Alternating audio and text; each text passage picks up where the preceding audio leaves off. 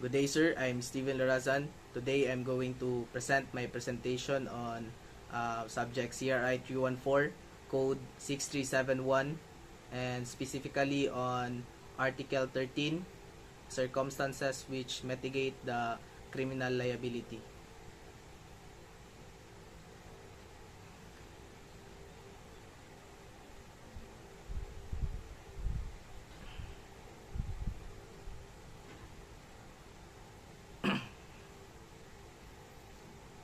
Paragraph 1.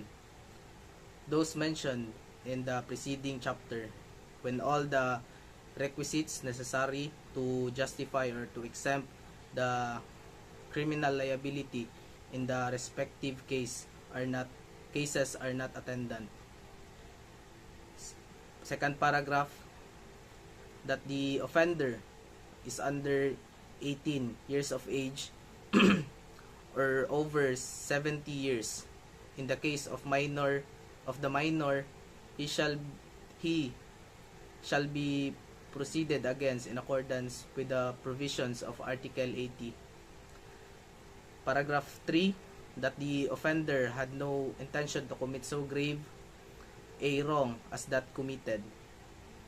Paragraph 4, that sufficient provocation or threat on the part of the offended party immediately preceded the act.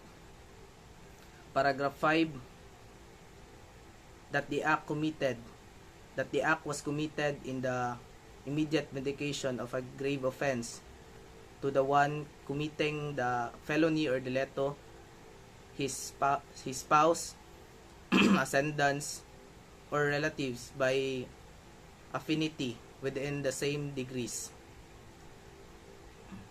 Paragraph 6, that of having acted upon impulse so powerful as naturally to have produced passion or obfuscation. That the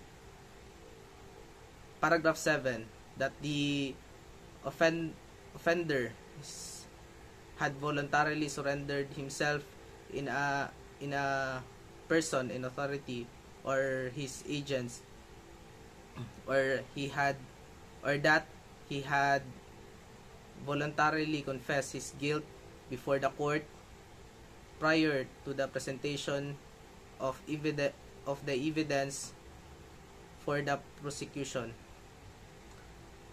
Paragraph 8, that the offender is deaf and dumb, blind and otherwise suffering some physical defects, which thus restricts his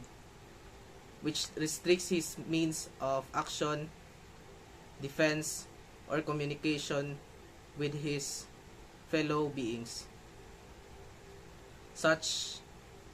Paragraph 8, such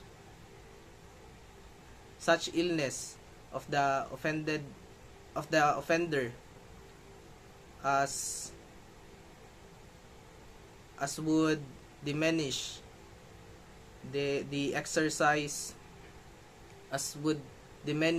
exercise of the willpower of the offender, would,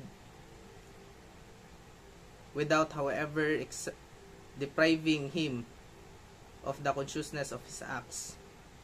Paragraph 10, and finally, any other circumstances of a similar nature or analogous to those above mentioned. And that's all. Thank you.